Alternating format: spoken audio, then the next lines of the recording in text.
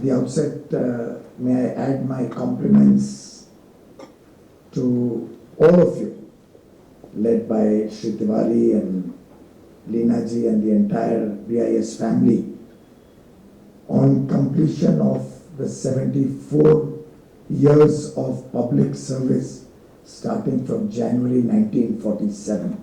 So you are even older than our independence. But the other way of looking at it, and I think a word of advice to all of you, थोड़ी तकलीफ है हमको हर चीज में advice देने की आदत है, तो बुरा मत मानिएगा, पर देखिए अगर आप इसको 74 years completion के बदले इसको बोलते हुए entered into our 75th year, तो कितना बड़ा मैसेज हो जाता है। इसी तरीके से हमने अपने हर काम को देखना पड़ेगा कि कैसे BIS किसी के काम में अड़चन नहीं है, हम तो आपके काम में सहायता करने के लिए, आपको सहयोग करने के लिए लगे हुए हैं। ये भावना किस प्रकार से हम देश के पूरे इकोसिस्टम में डाल सके, it's a question of just turning the thought turtle instead of saying you have to adhere to my quality standards. If we were to market it as these quality standards will help you expand your market, will help you achieve international involvement, international supply chains, will start looking at your product in a different way. The entire story today, in whatever work we do, is about how you present your case, how well you market your product. After all, जरा सा हनी में पकड़ा गया कि हनी में मिलावट होती है, तो आपने देखा कैसे फटफड़ाते हुए दिन भर एडवर्टाइजमेंट्स आने लग गए, फुल पेज एड्स कि नहीं भाई हमारी हनी ठीक है या हमारी हनी ठीक, ये गलत कह रहे हैं कि हमारी हनी ठीक नहीं है। दोनों तरीके के एड्स हैं। कुछ ने कहा कि देखिए हम शुद्ध हनी देते हैं, हमारी खरीदिए। दूसरों ने कहा कि हमारी शुद्ध है, ये गलत है। लेकिन कैसे लोग तड़प गए जैसे थोड़ी सी तकलीफ आई कि हम क्वालिटी स्टैंडर्ड पे निगरानी रखी जा रही है। हमने ये एहसास दिलाने की आवश्यकता है लोगों को, सामान्य जनता को, उपभोक्ता के नाते, और business, industry, trade, commerce, service providers, सबको व्यापारी के नाते, कि कैसे BIS जब कोई मानक बनाता है तो वास्तव में मानक बनाने का काम तो उसका बहुत छोटा अंग है, उसका ज्यादा बड़ा अंग है जो आपने अपने लोगों में लिखा हुआ है, पथ प्रदर्शक। और ये पथ प्रदर्शक बनके आप उसके बिजनेस में कोई व्यवधान नहीं डाल रहे, कोई तकलीफ डालने के लिए नहीं काम कर रहे हैं, आप उसके बिजनेस को और ग्रो करने के लिए एक प्रकार से सहूलियत प्रदान करें। ये मैसेज हमने अपने BIS के माध्यम से इस 75th ईयर में, we have entered into our 75th year, तो हमारे पास पूरे 2 साल है, आज से लेके 6 जनवरी 2023 तक। हमने इस 2 साल को एक डिफाइनिंग मोमेंट हमारी संस्था का बनाना है। आज मुझे खुशी हुई जब मैंने डॉक्टर LC वर्मन का पुतला को अनवील किया, unveiled is bust. Truly somebody who served the nation, served this organization for nearly 2 decades as its founder director and laid the groundwork for what we are all doing today. It's a proud moment for all of us. मैं तो frankly कल्पना नहीं कर सकता था कि आपका इतना अच्छा सेटअप होगा। मैं बहुत खुश हूं कि मैंने चूज किया इधर आओ। थोड़ी अनसर्टेनिटी इससे थी कि आजकल मुझे खुद को नहीं पता रहता है कि मुझे किस मीटिंग में कब भागना पड़ेगा, with all the various issues being worked upon. But that's why I said I may join on VC or physically, but मेरी इच्छा थी यहाँ आने की, and I'm delighted I could come. एक तो रूबरू मिलने से थोड़ा बहुत अच्छा लगता है कि अब कोविड को पीछे छोड़े और फिर एक बार अपने सामान्य जीवन की तरफ जाएं। देश तो वैसे चल पड़ा है, आज देश में उत्साह आ गया है पूरा, अर्थव्यवस्था में भी और लोगों में भी। और ये उत्साह मिसप्लेस नहीं है, ये उत्साह मार्च और अप्रैल में नहीं था। मार्च और अप्रैल में माननीय प्रधानमंत्री जी के आह्वान पे हम सबने पूरी तरीके से लॉकडाउन का पालन किया, पर क्योंकि हमने समय पे लॉकडाउन किया, क्योंकि देश में सब लोगों ने एकजुट होकर व्यवस्थाएं बढ़ाई, चाहे वो आईसीयू बेड हो, कोविड आइसोलेशन फैसिलिटी हो, skilling of our frontline workers हो। आखिर मार्च में तो पता भी नहीं था कि टेस्टिंग कैसे करें। शुरू में तो एक लैब थी, जिस दिन लॉकडाउन हुआ 4 लैब्स थे जहां कोविड टेस्ट हो सकता था। 10,000 टेस्ट इन अ डे। आज शायद 10 लाख से अधिक टेस्ट हर रोज करने की क्षमता इस देश में इतने छोटे समय में निर्माण की गई। मुझे याद है डॉक्टर त्रेहान को मैं शायद 26-27 मार्च को मिला, बातचीत कर रहा था वीसी पे। उन्होंने कहा हर पेशेंट के पीछे, तब तो नया नया कोविड क्या है सब स्ट्रगल ही कर रहे थे, he said, हर पेशेंट के पीछे हम 6 पीपीईज रोज के इस्तेमाल करते हैं मेदांता हॉस्पिटल। अब 6 पीपीईज हर पेशेंट के पीछे इस्तेमाल करो, और तब तो पीपीई की कीमत भी शायद 2-3 हजार रुपए या 4 हजार रुपए। तो आप कल्पना करिए, और वो तब के जो मापदंड थे पीपीईज के, वो तो एकदम ही अद्भुत मापदंड थे। भारत में तो शायद कोई भी नहीं बनाता था उस समय, विदेश में किधर से मिल नहीं रहे थे। तो 2-4 दिन के बाद देश में पीपीई नहीं रहते, ये परिस्थिति निर्माण हो सकती। और हमने कई यूरोपियन कंट्रीज में तो देखा कि लोगों ने पेशेंट्स को बस घर से बाहर निकाल दिया और ताले लगा दिए, तुम जानो तुम्हारा काम जाने, हमको कोई लेना देना नहीं। बिकॉज भारत में ये संभावना कम है, या आत्मीयता का रिश्ता रहता है, परिवारों में भी, मित्रों में भी, नेबर्स में भी, रिश्तेदारों में भी। हम लोग क्या है, एक कल्चरल हेरिटेज है, एक आत्मीयता का संबंध रहता है। शायद भारत में ये तकलीफ नहीं होती, पर उसका दूसरा तकलीफ हो जाती कि एक व्यक्ति को होता तो पूरा का पूरा परिवार, मोहल्ले को वो अफेक्ट कर सकता। तब देश ने प्रधानमंत्री जी के आह्वान पर लॉकडाउन किया, पूरे देश को तैयार किया, और आज ये स्थिति है कि भारत शायद विश्व में, जब हम देखते हैं कि बड़े देशों में किस प्रकार से कोविड हैंडल हुआ, तो भारत एक अपने आप में एक उदाहरण है। We have set a role model of how to handle a pandemic.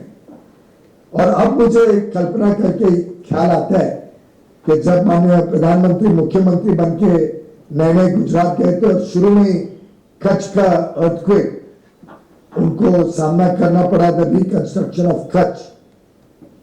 तब कैसे उन्होंने पूरे कच्छ को बहुत क्विकली रिवाइव करा था। एक प्रकार से ये पूरे देश को रिवाइव करने की मुहिम आज उन्होंने अपने ऊपर लिया, ये बीड़ा लिया है, आत्मनिर्भर भारत का कॉल दिया है। और मैं समझता हूं कि अगर आत्मनिर्भर भारत की सबसे बड़ी कड़ी कोई बनेगी, और मैंने अभी अभी उद्योग मंथन को लॉन्च किया है इस कार्यक्रम में आने के पहले आप ही के प्रेमाइसेस से, उसमें हमने क्वालिटी और प्रोडक्टिविटी इन 2 विषयों पे अगले 2 महीने में 45 वेबिनार्स के माध्यम से सेक्टोरली, जैसे आज फर्नीचर पे चल रहे हैं चर्चा, देश विदेश के एक्सपर्ट्स, देश विदेश के अलग अलग इस उद्योग के साथ जुड़े हुए लोग, उसमें क्वालिटी और प्रोडक्टिविटी के ऊपर चर्चा करें, उसमें से कुछ मापदंड निकले, उसमें से कुछ आगे का मार्ग बने कि कैसे भारत अंतरराष्ट्रीय शक्ति बन सकता है उस क्षेत्र में, कैसे हमारी कंट्रीब्यूशन टू ग्लोबल ट्रेड बढ़े, कैसे भारत में स्केल बढ़े, कैसे कॉस्ट कंपेटिटिव रहे। और क्वालिटी और प्रोडक्टिविटी में कोई अंतर विरोध नहीं, they both go hand in hand. और आप क्वालिटी और प्रोडक्टिविटी को संभाल लो तो 100% आप कॉस्ट कंपेटिटिव हो। दुनिया की कोई ताकत आपको कॉस्ट कंपेटिटिव होने से रोक नहीं सकती।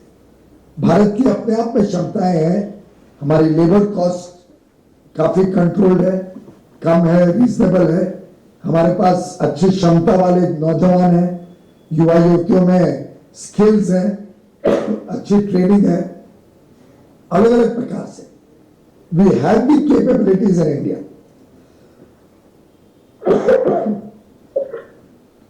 My God, अगर मार्च में कोई खांसी करता तो पूरा रूम भागता।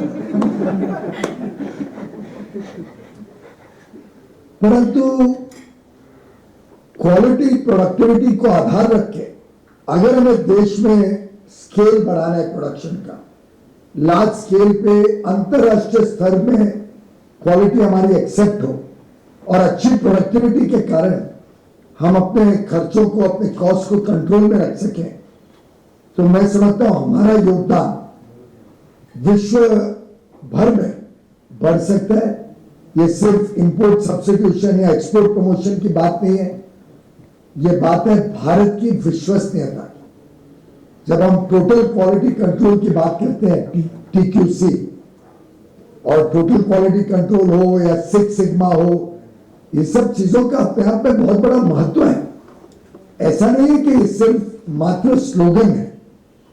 आज स्विट्जरलैंड की घड़ी कोई खरीदे तो उनको पता है कि एकदम एक्यूरेट टाइम होता।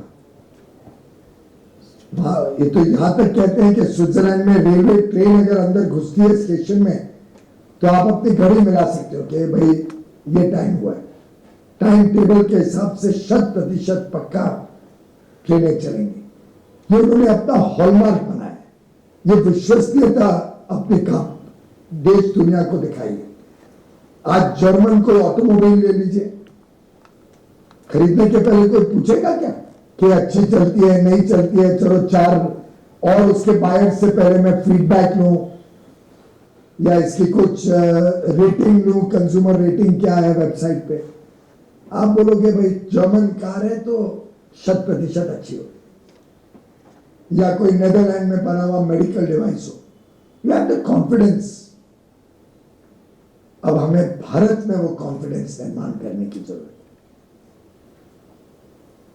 जब हम टोटल क्वालिटी कंट्रोल की बात करते हैं तो एक प्रकार से पूरे विश्व को ये पूरा विश्वास होना चाहिए कि भारत में बना हुआ प्रोडक्ट 100% अच्छा ही होगा। और मैं समझता हूं अगर ये 2 साल को हम ये मुहिम के रूप में चलाते हैं, और मुहिम तो तब होती है जब दिन रात एक करके हमारी पूरी टीम, मुझे बताया गया हम 550 के करीब अधिकारी हैं, ऑफिसर लेवल स्ट्रेंथ है हमारी। आपके सरकारी कागज में देखोगे तो आप तो मुझे बता दोगे इतनी वैकेंसीज भी होंगी जरूर। अपने अपने नजरिए की बात है, आपको वैकेंसी दिखती होंगी, मुझे तो 550 बहुत बड़ी संस्था दिखती है। नजरिया आप क्या तय करते हैं वो आपके हाथ में। काम में परेशानियां तो आती हैं। मुझे माननीय तोमर जी के साथ अगर किसानों के साथ बात करने जाना है तो अब मैं उसको परेशानी समझूं तो एक नजरिए से अंदर रूम में जाऊंगा। अगर मैं इसमें मौका समझूं कि देश में किसानों के लिए भी कुछ अच्छा करना है, उनको भी समझाना है कि भाई ये आपके भले के लिए कर रहे हैं, लॉन्ग रन में इसका देश को भी एक प्रकार से आप सबकी आमदनी बढ़ेगी तो देश में भी आपका अच्छा जीवन बीते, आपके बच्चों का जीवन अच्छा बीते, उसके लिए मुझे एक मौका मिला है तो मेरा पूरा नजरिया बदल जाएगा। अलग मूड से मैं उस कमरे में जाऊंगा। हमने ये तय करना है कि हमारा नजरिया क्या रहना है। और मेरा मानना है कि आज आप विश्व में कोई अर्थव्यवस्था देख लो जो जिसने तेजी से प्रगति की हो, जिसकी रिकग्निशन हो दुनिया में, तो आप देखेंगे कि उनकी रिकग्निशन क्वालिटी प्रोडक्ट्स के साथ जुड़ी हुई, प्रोडक्ट्स एंड सर्विसेज। मैंने लीना जी ने अभी मुझे बताया कि अब सर्विस स्टैंडर्ड्स पे भी BIS ने काम करना शुरू किया। हमारी बड़ी अति प्रसन्नता की बात है वास्तव में।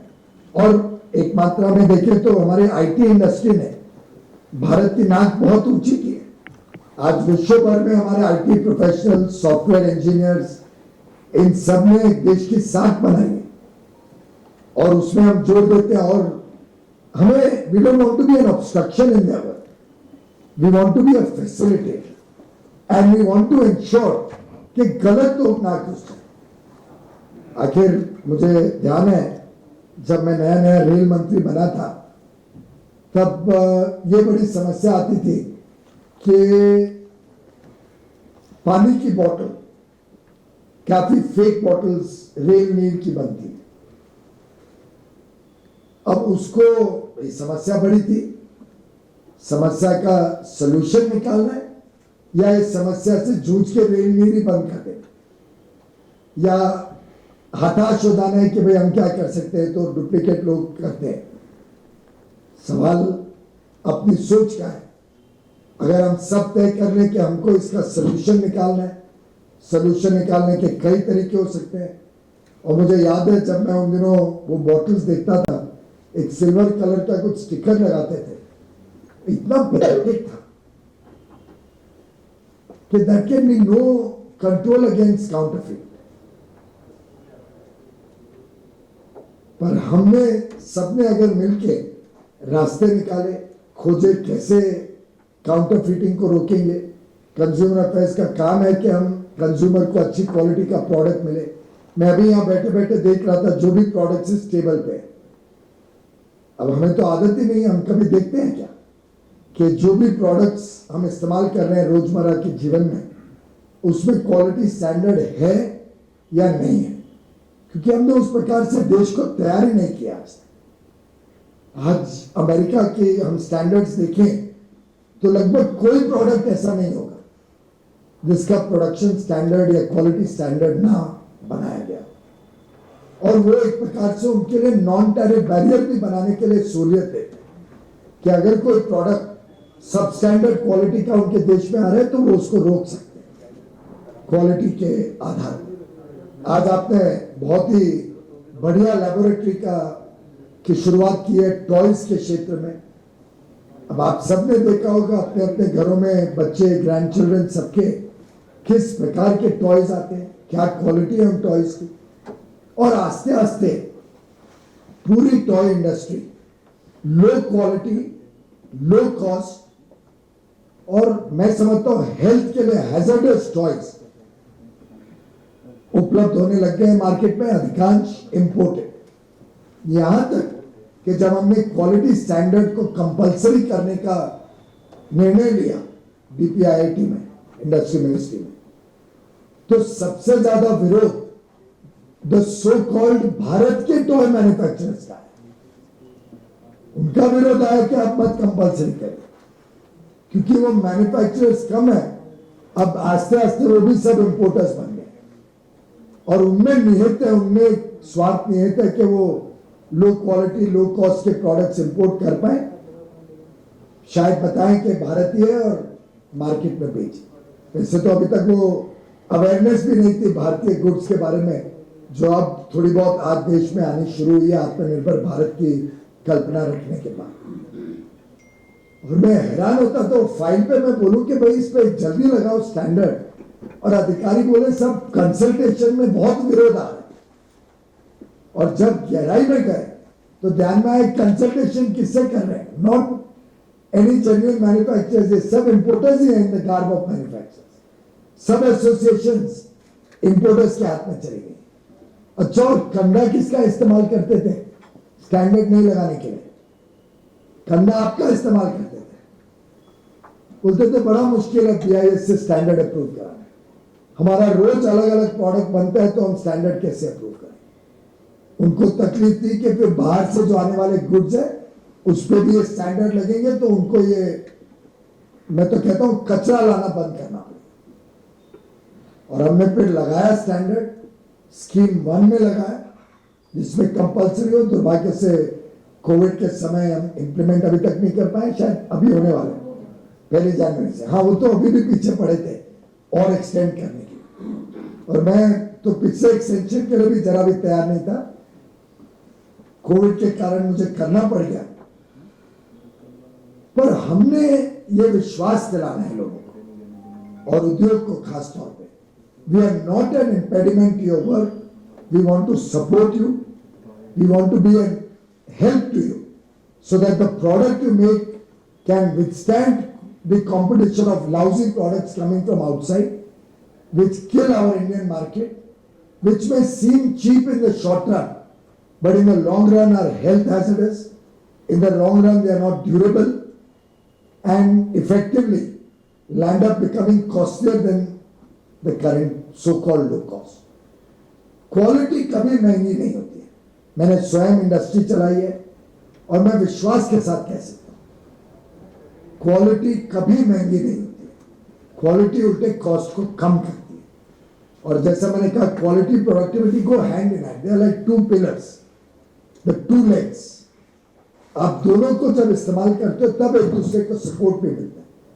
क्वालिटी प्रोडक्टिविटी के साथ ऑटोमेटिकली लिंक्ड है और वो दोनों के आधार पे कोई प्रोडक्ट बनेगा तो 100% उसका कॉस्ट कंपेटिटिव होगा. और मैं समझता हूं हमने सबने तय कर लेना चाहिए. उसमें कुछ चीज हम कर पाए, कुछ अलग अलग लाइन मिनिस्ट्रीज की हेल्प लें, कुछ उद्योग जगत की हेल्प लें, छोटे बड़े दोनों की चिंता करें.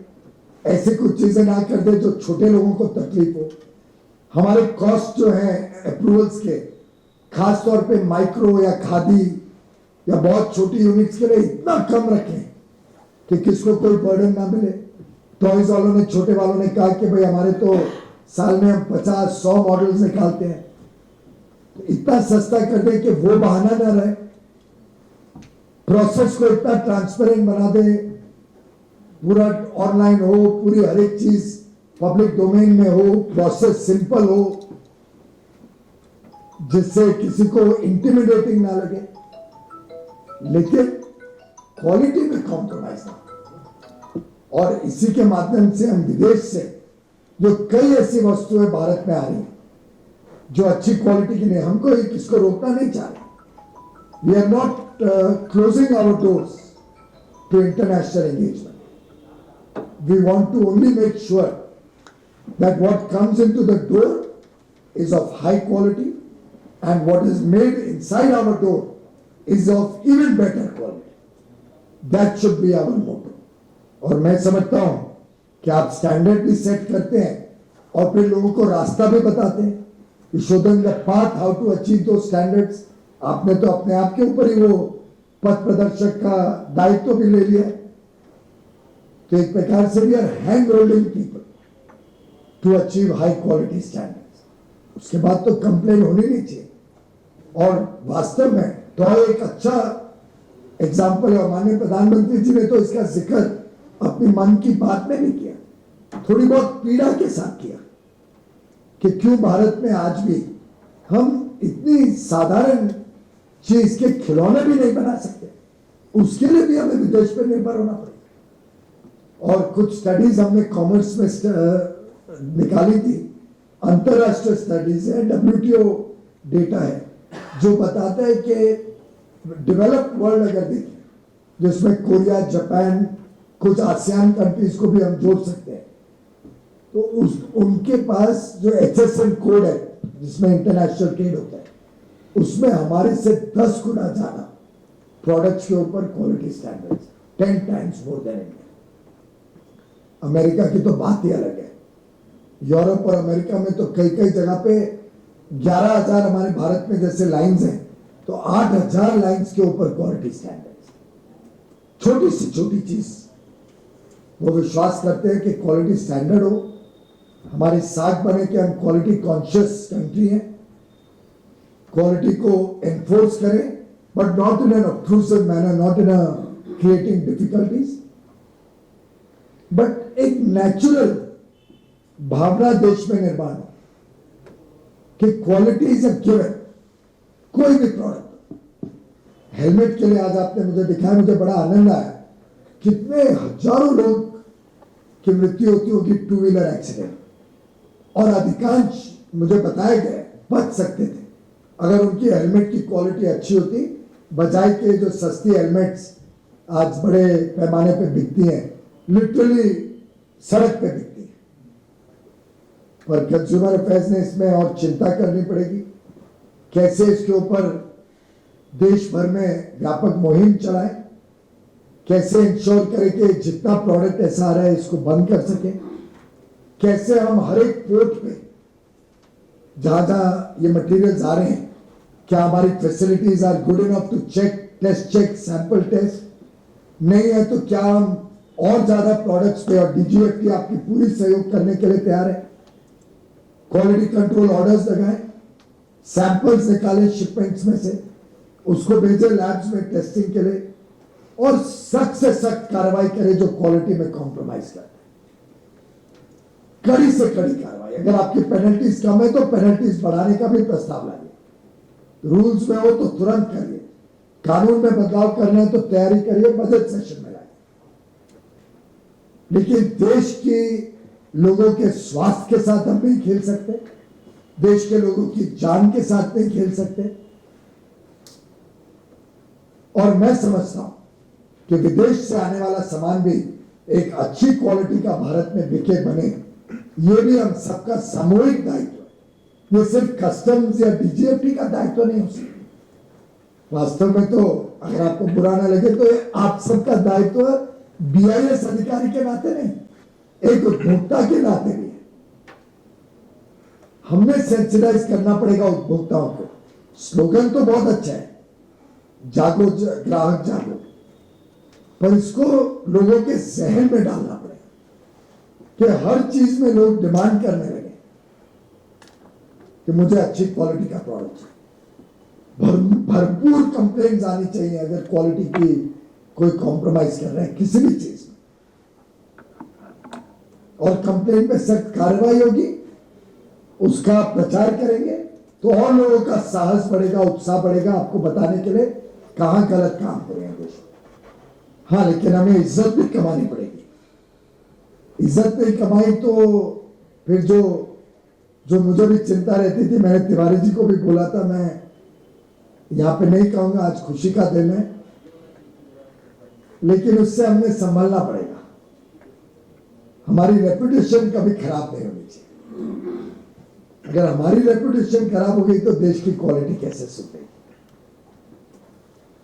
जितना हम देश की रेपुटेशन, देश की क्वालिटी की चिंता करते हैं, उतनी बीआईएस की रेपुटेशन और हमारे काम करने के ढंग की भी हमको चिंता करनी। अगर आप सर्विस स्टैंडर्ड्स बना रहे हैं, सबसे पहले तो अपने काम का हम सर्विस स्टैंडर्ड बनाए। मुझे मालूम नहीं हमारे सब रीजनल ऑफिसेज, सब ब्रांच ऑफिसेज, हमारा सेंट्रल ऑफिस सर्टिफाइड है क्या with all the ISO standards या six sigma standards on service quality in the service sector. पता नहीं है कि नहीं, उसमें मैन्युफैक्चरिंग में तो है, पर सर्विस के भी स्टैंडर्ड्स तो होंगे। आई थिंक सॉफ्टवेयर मेकिंग वगैरह में है स्टैंडर्ड्स, सर्विस प्रोवाइडिंग में भी स्टैंडर्ड्स है। आखिर आप कोई बड़े रेस्टोरेंट में जाते हैं, बहुत प्रसिद्ध रेस्टोरेंट, तो आप बोलते हैं मिशेलिन स्टार शेफ, कभी आपने देखा होगा। What is a Michelin star chef और Michelin chef, whatever they call, उसकी क्वालिटी, उसके प्रोडक्ट की टेस्ट का इतना प्रभाव है कि विश्व भर में वो स्टैंडर्ड एक्सेप्टेबल है। कोई रेस्टोरेंट में शेफ, कोई मिशेलिन शेफ हो तो उसके एक एक प्रोडक्ट का दाम 4, 6, 8, 10 गुना हो जाता है, और फिर भी लोग भीड़ करके वहां पहुंचते हैं खाना खाने। क्या भारत के प्रोडक्ट्स के, भारत के सर्विस को प्रीमियम प्राइसिंग मिल सकती है? और मिल सकती है, आप लोग अगर चाहें। हमारा ये छोटा बड़ा परिवार जैसे भी रूप में हम देखते हैं, अगर हमने मानस बना लिया कि we will ensure that a product built in India is of completely good quality, ये हम सुनिश्चित करने का मुहिम चलाएंगे देश में।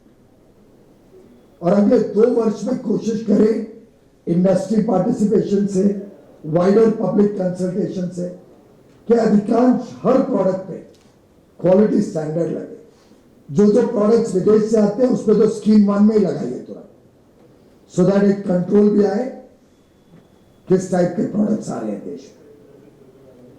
I don't want to control कि नहीं आए, आई वांट कि अच्छे प्रोडक्ट्स आए, और जब अच्छे प्रोडक्ट्स आएंगे तो भारत में भी उत्साह बढ़ेगा कि हम भी अपनी क्वालिटी सुधारें, क्योंकि हमें कॉन्फिडेंस आएगा कि हमारे प्रोडक्ट्स में मार्केट में बिकेंगे। अच्छी क्वालिटी के विदेशी प्रोडक्ट के सामने भारत कभी भी कॉस्ट कंपेटिटिव हो सकता, उसमें मुझे कोई डाउट नहीं है। आपका ये रोल आप अच्छी तरह निभाएं। 75वें वर्ष में प्रवेश कर रहे हैं हम सब, बड़ा अहम वर्ष है। तिवारी जी ने अभी बताया कि प्रधानमंत्री जी के का आगमन अभी तक हुआ नहीं है BIS में, शायद कोई भी प्रधानमंत्री, ऐसा आपने बताया? नेहरू जी के बाद कोई नहीं आया। तो चलिए ये जिम्मेदारी मैं उठाता हूं कि हम इतना अच्छा काम करें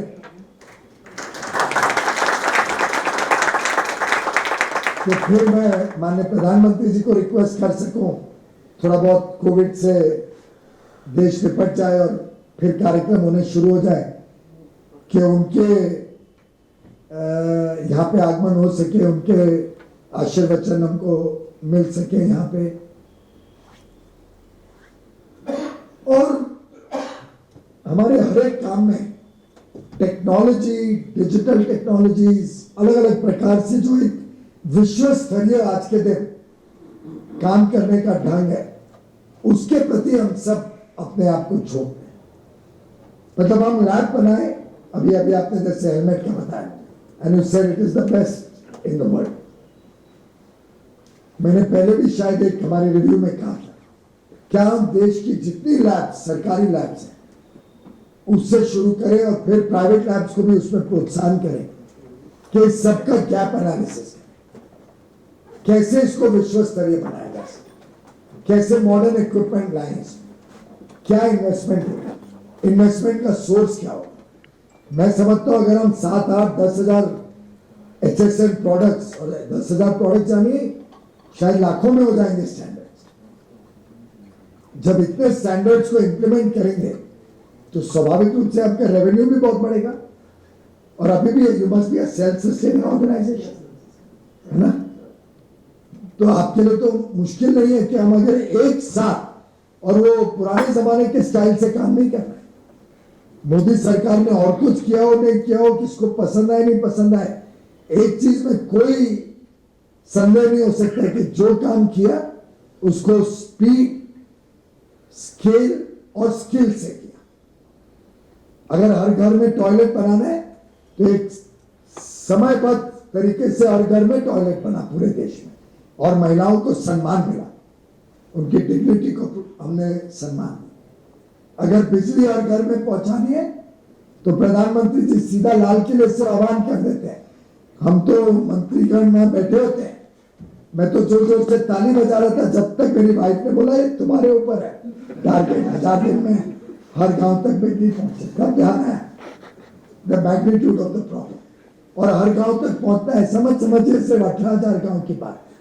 एक एक गांव के साथ कितने मजरे, टोले, धानी होते हैं हम सब जानते हैं, जो हैमलेट्स होते हैं। अगर 6 लाख गांव है तो शायद 25 लाख हैमलेट्स होंगे देश में। और वो आधार बन के फिर एक समय सीमा में सौभाग्य योजना से देश के हर घर तक, हर उद्योग तक बिजली पहुंचाना समय सीमा में। ये हमारी एक विशेषता रही। क्या हम भी एक समय सीमा में तय कर सकते हैं कि हमारी जितनी लैब्स हैं, starting with our government labs, BIS की हो या किसी की भी हो, QCI की हो, CSIR की हो, RDSO की हो, DRDO की हो, क्या एक मुहिम चल सकती है, how to make them truly world class? Will that not help Indian industry, Indian adoption of more standards, better standards? क्या हम ये तय कर सकते हैं एक भी प्रोडक्ट कोई एक आध दो हो जिसका साल में 10 साल में एक बार टेस्ट करना है, वो छोड़ दो, पर साधारणतः कोई प्रोडक्ट को विदेश नहीं जाना पड़ेगा टेस्टिंग के लिए। मुझे पता है कि आज भी कुछ प्रोडक्ट्स हम डिपेंडेंट है विदेशी स्टैंडर्ड्स या विदेशी टेस्टिंग रिपोर्ट्स। क्या उसको बदल सकते हैं?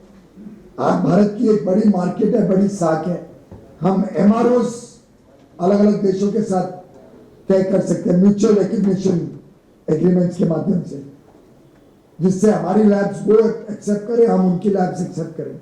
आज तो एक तरफा मामला है, उनकी लैब्स हमें एक्सेप्ट करनी पड़ती है, हमारी लैब्स कई देश नहीं एक्सेप्ट करते। हम वो स्टॉप करेंगे, रेसिप्रोसिटी में हम विश्वास करते हैं। इस प्रकार से मैं समझता हूं technology driven good governance model पे हम बीआईएस को पुनर्निर्माण करें इस 75वें वर्ष में। डॉक्टर साहब का दिखाया हुआ सपना और जिस काम में उन्होंने 2 दशक सेवा करी देश की, डॉक्टर वर्मन ने, उसको एक बार और नई जान दे। एक बार पूरे देश और विश्व को पहचान कराएं कि ब्यूरो ऑफ इंडियन स्टैंडर्ड्स वास्तव में एक बहुत ही अच्छी ऑर्गेनाइजेशन है, संवेदनशील भी है छोटे लघु उद्योग सूक्ष्म उद्योग के लिए, पर साथ ही साथ मजबूत और कड़क भी है अपने काम में, so that our standards, our organization is second to none in the world. ये कॉन्फिडेंस देखिए, अगर हम आज के दिन अपनी ऑर्गेनाइजेशन को रीडेडिकेट करते हैं, we will be second to none in the world. तो मैं समझता हूं रियली आज का पवित्र दिन 75वें वर्ष में हमारा आगमन एक मील का पत्थर साबित होगा आगे के बीआईएस के इतिहास में। हो सकता है आज से 10, 20, 50 साल बाद कभी कोई लोग आज के दिन को भी याद करेंगे कि it was the cusp of a revolution in BIS, 6th of January 2021. How BIS converted a crisis into truly an opportunity. How the dream of our founding fathers got new wings on 6th of January 2021. कई बार कहते हैं, and I quote, a wise person learns from his mistakes. A wiser one learns from the mistakes of others. ऐसा ना हो जाए कि हमने जो एक प्रकार से नचीले रखे हमारे क्वालिटी स्टैंडर्ड्स को इतने वर्षों तक, जिसका लाभ दूसरे देशों ने लिया, वो तो समझ गए, they turned out to be wiser than us. हमारी गलतियों का लाभ अलग अलग देशों ने ले लिया। अब समय आ गया है कि हम भी थोड़ा और चतुर बने, हम भी और थोड़े समझदारी से काम करें। और अंत में मैं इतना ही कहूंगा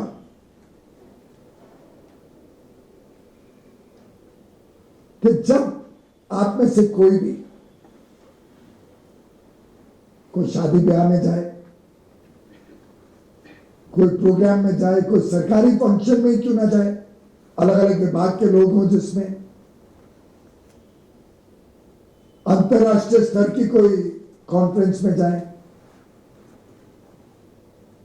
और छोड़ो अपने मोहल्ले में ही घर के बाहर निकले और कोई पूछे, अनजान आदमी आपको पूछे आप क्या काम करते हैं, और आप कहो कि मैं ब्यूरो ऑफ इंडियन स्टैंडर्ड्स में सेवा देता हूं, तो उसकी आंख में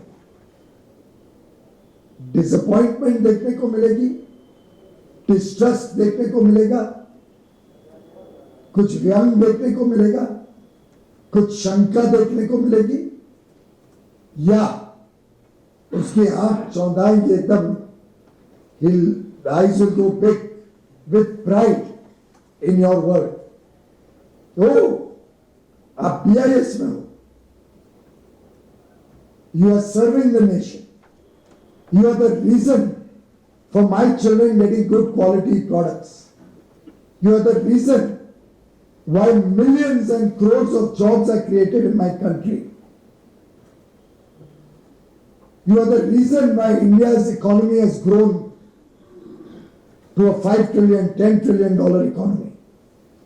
You are the reason why Make in India or products made in India are respected in the whole world. वो इज्जत सामने वाले की आंख में दिखनी चाहिए जब आप कहते हो कि मैं बीआईएस का कर्मचारी हूं, बीआईएस में सेवा करता हूं। वो इज्जत हमें देखनी है, हमें वो इज्जत कमानी है।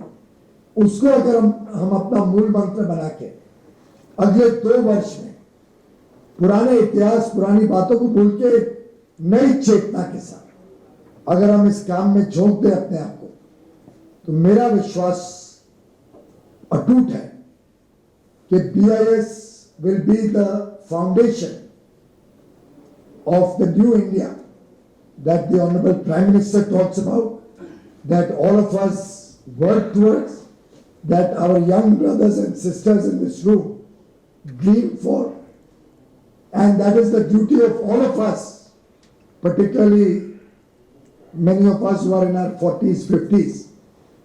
It is our duty to leave behind for our young boys and girls a better country than the one we inherited. हम इसमें कितने खरे उतरते हैं, ये आप और मेरे हाथ में है. इसको हम पूरी तरीके से सफलता से करेंगे, ऐसा मेरा विश्वास है. आप सबको मेरी शुभकामनाएं. पुनः एक बार 74 वर्ष पूरे करने पे, 75वें वर्ष में प्रवेश करने पे आप सबको बहुत बहुत शुभकामनाएं और बधाई. धन्यवाद.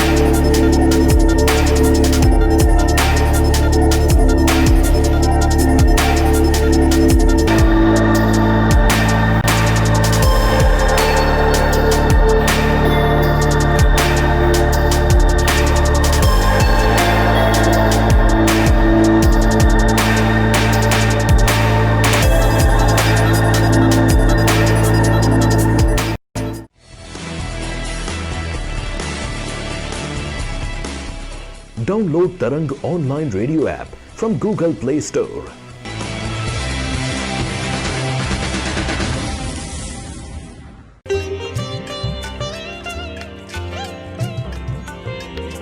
You are listening to Tarang Devotional Online Radio.